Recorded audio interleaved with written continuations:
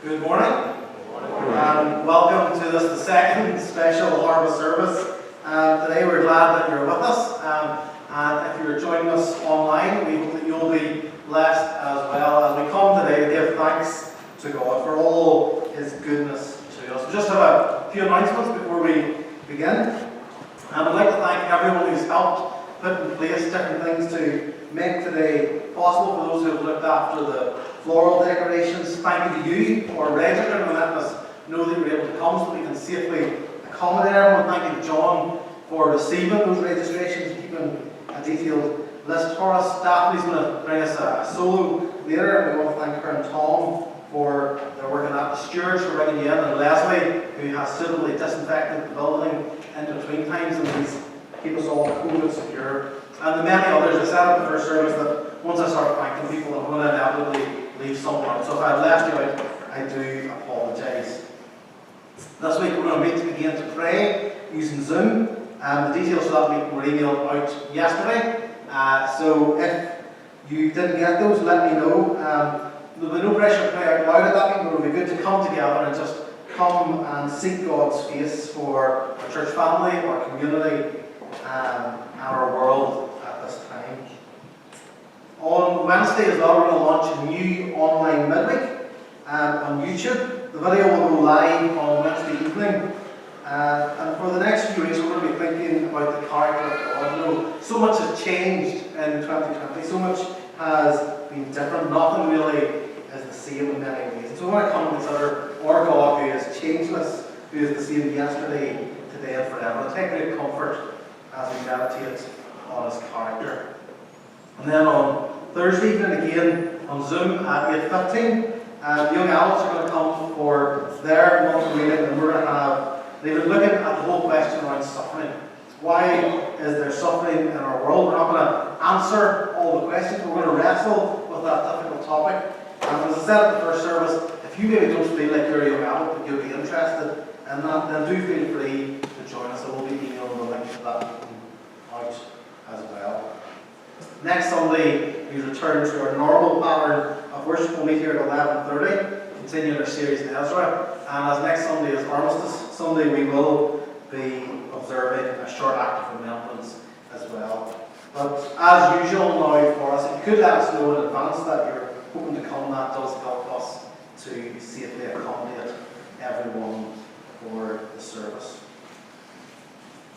As we come to worship now, we're going to take a moment to still our hearts and focus our minds. We're going to have a slightly different call to worship. Today we're going to watch a short video with some local scenes and some words of scripture to help us focus our minds as we come to worship God. Let us worship God together.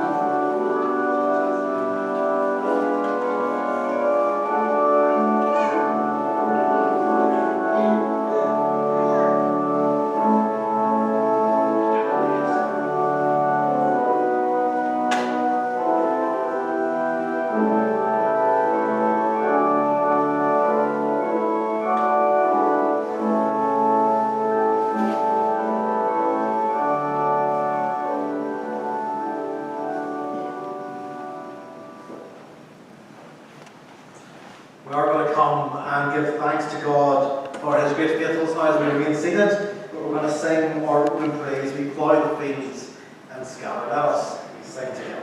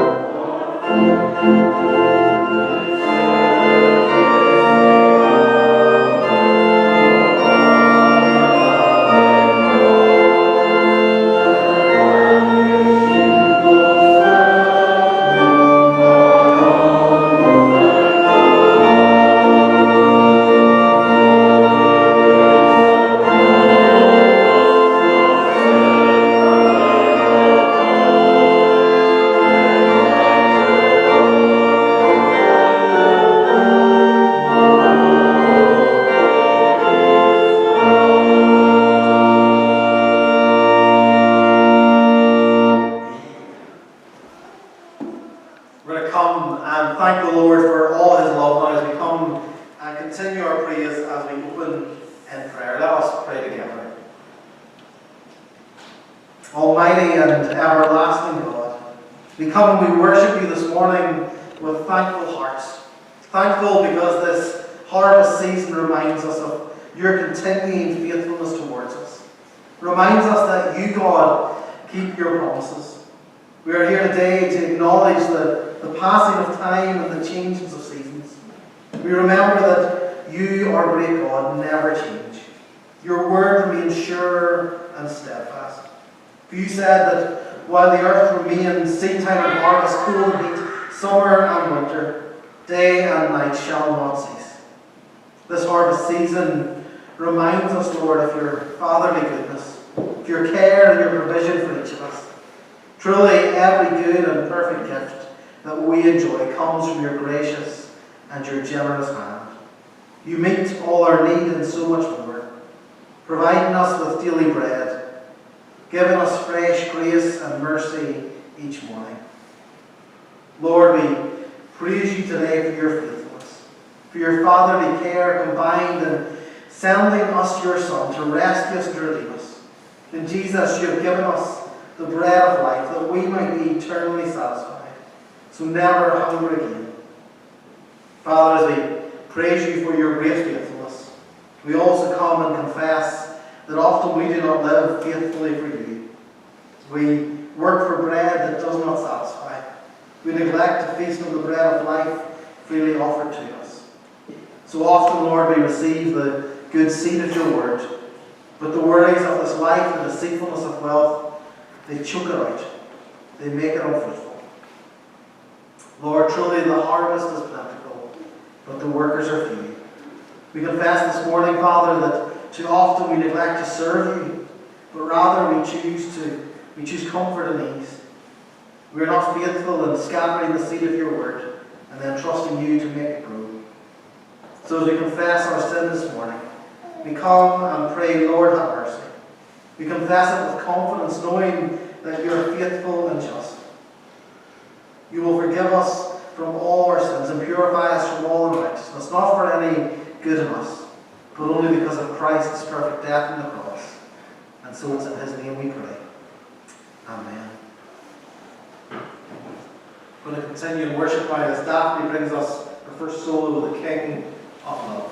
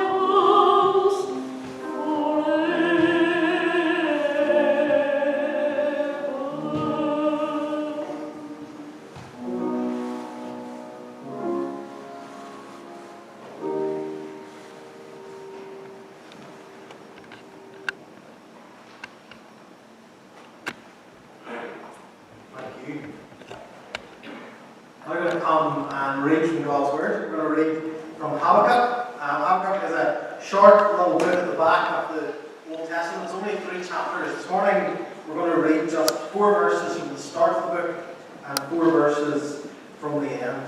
Habakkuk begins his prophecy with lots of questions and lament, but he ends it with a very confident faith. Let us hear God's Word together. The prophecy that Habakkuk the prophet received. How long, Lord, must I call for help, but you do not listen? Or cry out to you violence, but you do not save? Why do you make me look at injustice? Why do you tolerate wrongdoing? Destruction and violence are before me. There is strife and conflict around us. Therefore the law is paralyzed and justice never prevails. The wicked and the righteous, so that justice is perverted. And then to the end of chapter 3, verse 17. Though the fig tree does not bud, and there are no grapes on the vines, though the olive crop fails and the fields produce no food, Though there are no sheep in the pen and no cattle in the stalls, yet I will rejoice in the Lord. I will be joyful in God my Saviour. The sovereign Lord is my strength. He makes my feet like the feet of a deer. He enables me to tread on the heights. The grass withers and the flowers fade. The word of our God stands forever. Boys and girls, let me see you give me a wave so I can see what I'm speaking to. Brilliant, good, brilliant, great.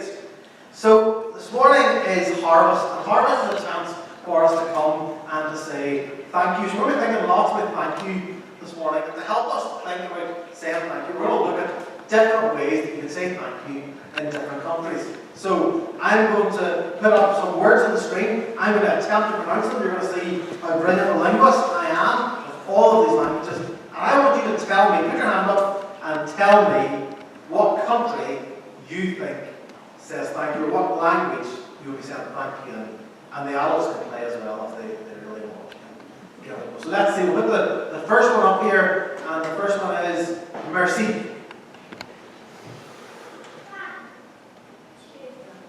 No, you're close. We'll go over here. French. That was French, yes, good. Hold that thought. Right. Next one. Muchas gracias. Brilliant. Spain, yes. Spain, good. And I'll give you a little clue. The next one is all flag. The next one might be slightly harder. Danke. Germany, brilliant. Okay, keep those hands up. And let's see, we've got two more maybe? Let's see. Tack. Jemima, what do you think? Swedish. People were thinking, I know you didn't know that. That is Swedish, very good. Tack. Swedish, and there is another one. I'm not going to attempt to pronounce this one, just because my language skills here will be so good. Anyone want to guess that one is? Yeah. Chinese, it is very good, brilliant. Chinese. So there's lots of different languages that we can say thank you in lots of different ways if we're in different parts of the world. But there's also a way that we can say thank you without actually using a different language, without using words. And there's a special language called Makaton. That's a special kind of sign language. And if you wanted to say thank you in Makaton, does anyone know how to say thank you in Makaton? Yeah? Going to show me? Brilliant. It's like this. Makaton's just this. Thank you. So I can say thank you. I don't have to use words. There's lots of ways that we can say thank you. And it's really important to say thank you, but when would you say thank you to someone? When might you say thank you to someone? Any ideas? Tom? If someone helps you up, yeah? Someone helps you? Or anyone else, any ideas why you might say thank you? Jessica? Thank you for giving me my toys. Good, girls? Thank you, someone sharing with you, might say thank you. Yeah, there's loads of times we say thank you, but sometimes someone gives us a gift. We might say thank you as well, but maybe someone gives us something. And really that's why we come to Church of Harvest, to say thank you to God, because we believe that everything we have is a gift that God has given to us. The Bible tells us that every good, perfect gift comes to us from God. All that we have and enjoy are ultimately His good gifts to us. And so we come and say thank you to Him. We don't need to use different languages. We don't even need to use sign language. We can use those things, but we also sing praise to Him. We listen to His Word as we worship Him. And as we listen to His Word, we learn how we can live in ways that please Him. And when we live in ways that please Him, that's another way that we can say thank you to God. Because God has blessed us with all these amazing things. He's given us lots of good gifts. But He doesn't want us to keep them all to ourselves. He wants us to share them with others. He wants us to live generously and give things to others as well. And that's how we can say thank you to God as well. When God gives us lots of gifts like food and friends and family, we want to come and say thank you today, because God has also given us the greatest gift in the whole world, Jesus. Possibly one of the best known verses in the whole Bible tells us, because God so loved the world, He gave, that's a gift. He gave His only Son so that we would not perish but have everlasting life. That's really why we have a harvest service. We want to say thank you for lots of things, but above all, we want to say thank you to God for giving us Jesus to rescue us from our sin. But you know, sometimes we forget to say thank you. Do you ever forget to say thank you? And it can be hard to remember to say thank you. And that's why we need to have harvest services, because it reminds us that it's really important to say thank you every day. We're going to pray now, we're going to ask God. We're going to give thanks, we're going to ask Him to help us to remember to give thanks every day as well. Let's pray together. Dear Lord, we thank you today that you give us everything we need. We confess we often forget to say thank you. We thank you now and ask for your help to help us to give thanks every day for the many gifts you give us. Most of all, we want to give you thanks today for Jesus, who saves us from our sins, as we pray in His name. Amen. Now, as we prepare to come and consider God's Word together, we invite Daphne to come and sing her second solo as the teacher. Let us continue our praise of God.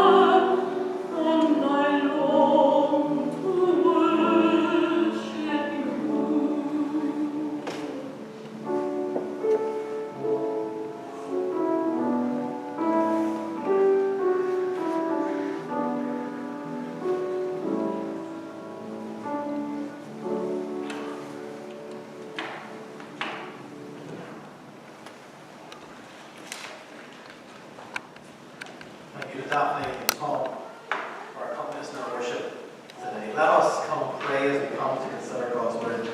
together. Let us pray. Heavenly Father, thank you for your word.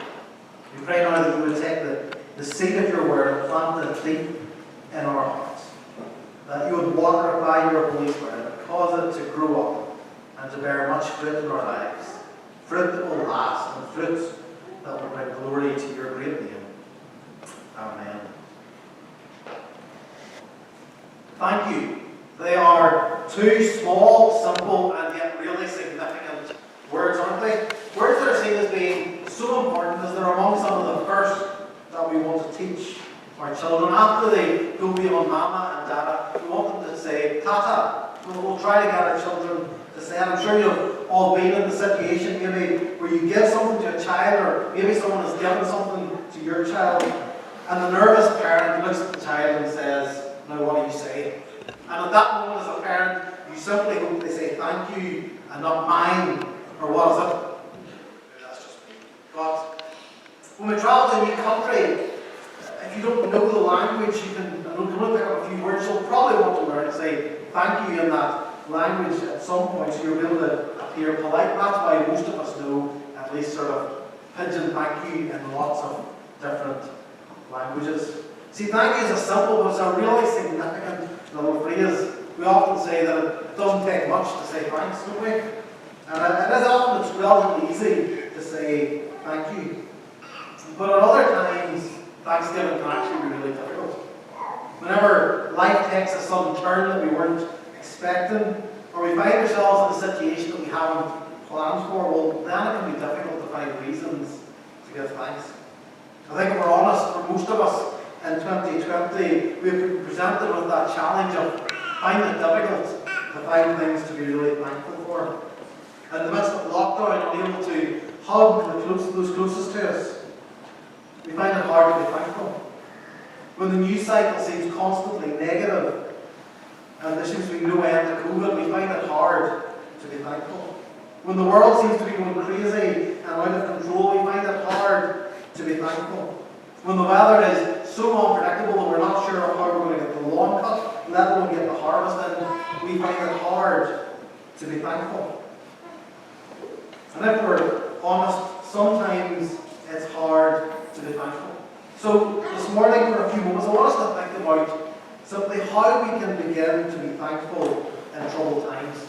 And to help us answer that question, we're going to look at the Old Testament book of Habakkuk. Because Habakkuk was a prophet who, yes, lived a long time ago, but he lived in a situation of great global uncertainty, of national crisis and national anxiety. And yet he still manages to rejoice in the Lord eventually. As we look at Habakkuk's situation, I think we'll learn some lessons for how we too can begin to give thanks in our own trouble. The first lesson that we see in Habakkuk is we need to name our pain. As you read through the book of Habakkuk, you can't deny it's a book of raw emotion. He doesn't filter his thoughts, he doesn't try to put a nice smooth polish on things, he doesn't wear a mask, but he's bold in his prayer. If you've got a Bible, you might want to turn to Habakkuk 1. I think the words will probably come on the screen. But those words we read together earlier, they're raw, aren't they? How long, Lord, must I cry for help? But you don't listen. Or cry out to you violence, but you don't save. Why do you make me look at injustice? Why do you tolerate wrongdoing? Destruction and violence are before me. There is strife and conflict abounds. The law is paralyzed. Justice never prevails. The wicked have in the righteous, the justice is perverted. Habakkuk looks out over the global situation that he finds himself in, and in despair cries out to God with a whole series of questions. Questions that begin with, how long must this go on for? Habakkuk is honest with God. He doesn't hide his emotions, but he brings his questions openly and honestly to God. I think we're honest this morning as we read these questions that they leave us feeling a little bit uncomfortable, don't they? We're wondering, is it really okay to pray in this way? Can I talk to God in this way? Because sometimes I think in church we can feel that our prayers must always be polished and polite. But as we read through the Bible, we see that prayer is often more of a raw heart cry than a polished bone. Except particularly in the prophets and in the Psalms, they cry out from the very depths of their being. Here I think Habakkuk sets us an example. As we look out over the situation in our world and our country today, maybe as we look over our own lives, we need to know that we can bring all those questions, all those pains, all that raw emotion to the Lord. He wants us to be open and honest with Him. He wants to hear our deepest thoughts. I'm sure we've all prayed Habakkuk's prayer at some point this year. As the pandemic has gone on and things seem to go from bad to worse, we have at least thought, if we have never uttered those words, how long, Lord, must I call for help if you do not listen? We have cried out, how long must this go on for? God loves to hear our open and honest prayers. But this is only the starting point. We don't want to get stuck here simply naming our complaints and asking questions. It's the start of the process, not the end. As we continue through the book of Habakkuk, we see the prophet wrestle with God. God answers him, and then Habakkuk comes back with another complaint, and God answers again through a vision. There's a wrestling, a conversation going on, and it's through this process of Habakkuk talking to God and listening to God speak that we see change. There's a wrestling going on, a kind of an honest conversation. Today too we need to wrestle with God as we bring our complaints and our questions to Him with open and honest prayers, but also as we read His Word and seek the answers that He can give us, asking Him to speak to us through it. And as we do that, I think we'll find, as Habakkuk says, that we are changed and transformed through a process of questioning as we prayerfully wrestle with Scripture. We see that as we work through the book of Habakkuk. Because by the time we get to chapter 3, Habakkuk's attitude seems to have changed. He's no longer asking questions, but now he's begun to recount and remember things about God. He affirms what he knows about God, remembers God's character. Which brings me to the second lesson that we can learn from him: to give thanks in troubled times. And simply this, to remember God's faithfulness. So the majority of Habakkuk chapter 3 is given over to remembering how God has faithfully saved His people in the past. He recounts, he remembers God's faithfulness, God's goodness, God's character to His people when times were difficult before. And in doing that, he's reassured that God, who was his help in ages past, can be his hope for days to come. There's an important lesson for us today. As we seek to give thanks in these troubled times, we need to remember God's past faithfulness to Him. Both as we see it revealed in the pages of Scripture, but also as we have seen God's faithfulness in our own lives.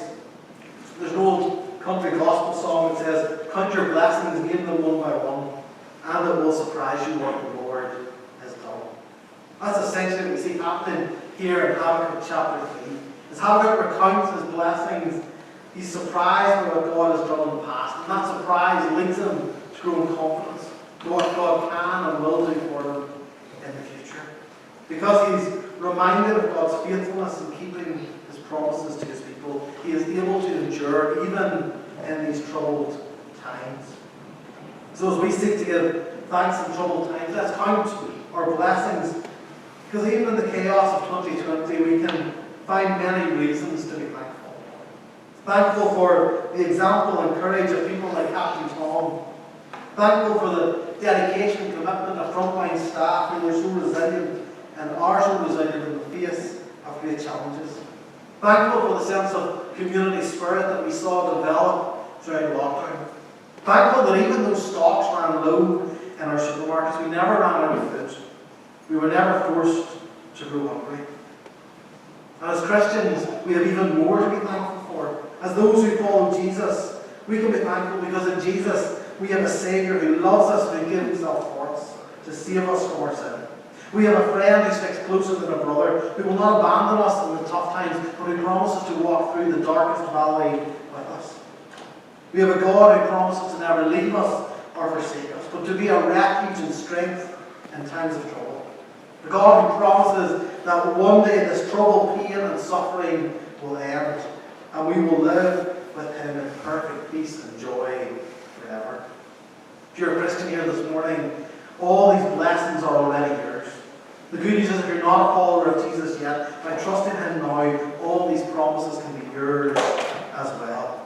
And that truly is a great reason to be thankful.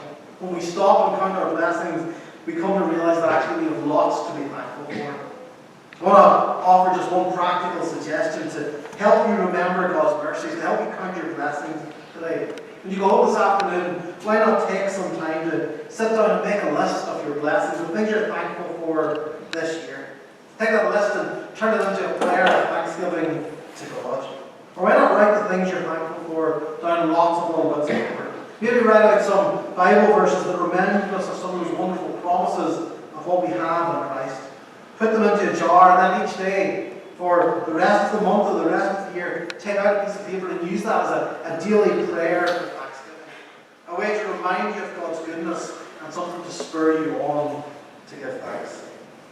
But finally, the third lesson that Habakkuk teaches us about giving thanks in troubled times is to remember where our strength really comes from. As I said, as we read through the book of Habakkuk, we see the prophet undergo an amazing transformation from questions and doubt at the start to an amazing affirmation of faith at the end of chapter 3. He says, though the fig tree does not bud, even if there's no grapes on the vines, though the olive crop fails and the fields produce no food, though there's no sheep in the pen and no cattle in the stalls, yet I will rejoice in the Lord. I will be joyful in God my Saviour. The sovereign Lord is my strength. He makes my feet like the feet of a deer. He enables me to tread on lions. See, Habakkuk comes to realize he's learned that true thankfulness, true joy, are not linked to our external circumstances. They're not linked to our experience. He can rejoice in the Lord and find joy even when food is in short supply, even whenever the pens are lying empty. Even if things haven't turned out the way he hoped they would, things haven't gone the way they thought they would, he can still rejoice in the Lord. Because ultimately, his hope and strength come from God alone. He remembers that it is God who's in control of all things. He's the sovereign Lord, the one who rules and reigns over all, the one who is working out all things according to his plans and purposes. As he says in chapter 2, it is the righteous who live by faith. It is faith in the sovereign Lord that sustains and strengthens him, that leads him to joyful thanksgiving even in troubled times. So we too need to remember that our ultimate hope is not tied to our situations and circumstances, but our ultimate hope rests and resides in the sovereign Lord, one who is working out all things according to his good plans and purposes. You see, as we move from Habakkuk chapter 1 to Habakkuk chapter 3, the situation hasn't changed. The injustice still prevails. The national crisis is still there. Times are still troubled. But Habakkuk's attitude is transformed.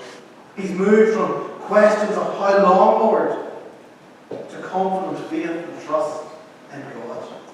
But it didn't happen overnight. It was a process. It was a learning to give thanks in troubled times. It's a process and it's a journey.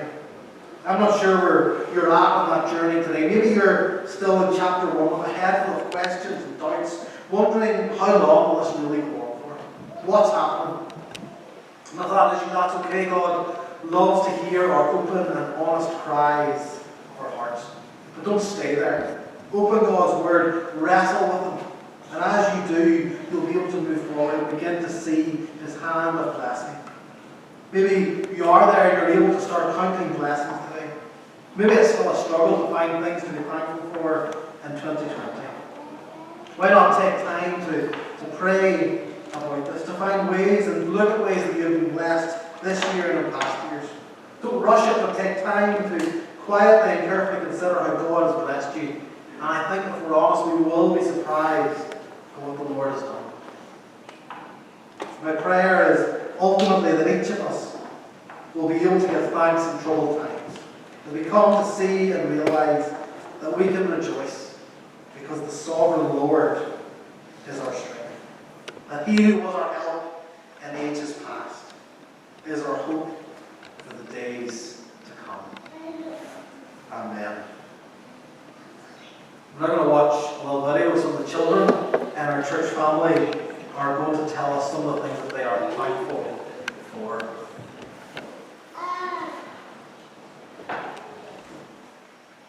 I'm grateful for farming.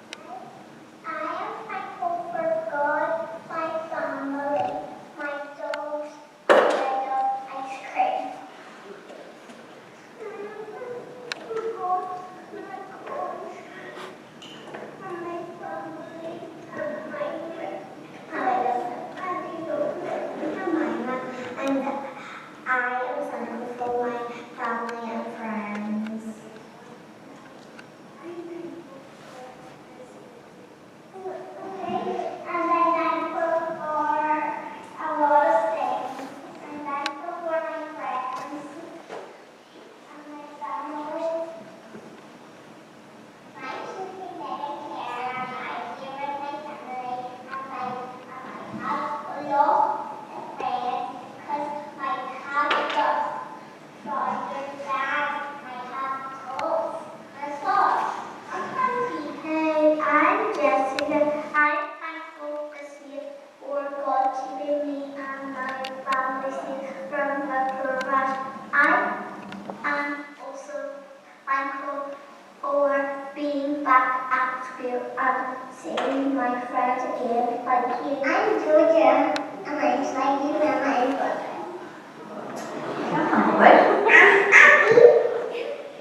I am thankful for farmers. I'm thankful farming. Go. Thank you God for food. Thank you God for our children. Honey, what have you said, Becky? Aw, bye. Bye-bye. There's Archie. Bye. Hi everyone! Come see for our harvest. Thank you all for sending those videos in and for setting us a great example of how we can give thanks even in tough times. We're coming and we're going to pray a prayer of thanksgiving. Let us pray together. Heavenly Father, your word tells us that unless we turn from our sins and become like little children, we will never get into the kingdom of heaven. So Father, we thank you this morning for the example of the children of our church family, for the example that they have set us in their attitude of thanksgiving even in these troubled times. We pray for them as they return to school this week. We ask that you would protect them and bless them and keep them safe. We ask that they may grow in grace and wisdom every day. We come today, Father, and we give thanks for our family and friends, especially those who have supported and encouraged and helped us through the difficult days of 2020. We give thanks today for our farmers and for all involved in the agri-food industry. With so much of the nation ground to a halt earlier this year, our farmers continued to work long and difficult days to ensure that we would have food on our plates. So Father, we do pray that you would bless and encourage them and protect them as they work in what is often a very difficult and discouraging and dangerous environment. We give thanks, Lord, for how your hand has been on us, even through this pandemic, for how the virus has been contained and worst-case scenarios were not realised. Father, as we find ourselves in the midst of a second wave with so much uncertainty, we pray that you would continue to protect. We pray for medical staff and frontline workers, asking that you would give them energy and perseverance as they continue to keep on going in the midst of very difficult situations and circumstances. We pray for the protection, particularly of the elderly and vulnerable in our community. We pray ultimately, Lord, that the pandemic will be brought to an end as suitable treatments and vaccines are found. Father, we thank you above all today for the hope that we have in Jesus, for the promises of your word that you will not leave us or forsake us, but that you will walk with us on every stage of the journey of life, bringing us safely home. We pray for those who find themselves in a season of struggle this morning, for those who are ill and undergoing tests and treatment. May they know the peace of your presence. For those, Father, who mourn the loss of a loved one, may they know your comfort in a very special way. Father, we pray for those today who still have many questions unanswered. We pray that they would turn to you, seek your face, so that they might find and be satisfied with all they need in Jesus. As in his name we pray. Amen.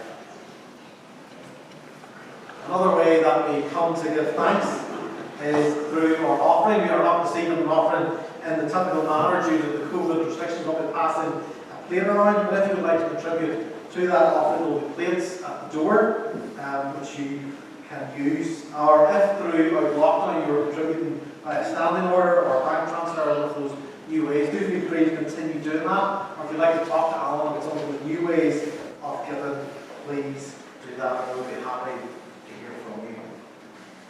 We're going to conclude our service as we sit and sing again. Continue to give thanks as we sing the words, "Come, ye thankful people, come."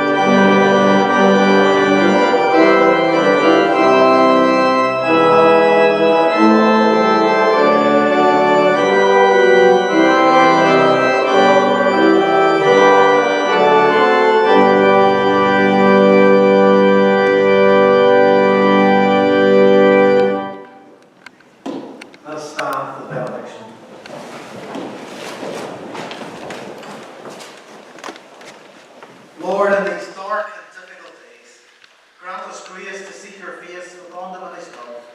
Replenish our reserves for the road is long. Surprise us in coming days with glimpses of your goodness and hints of your hope. And as we go, may we know the grace of the Lord Jesus, the love of God the Father, and the fellowship of the Holy Spirit, now and always. Amen.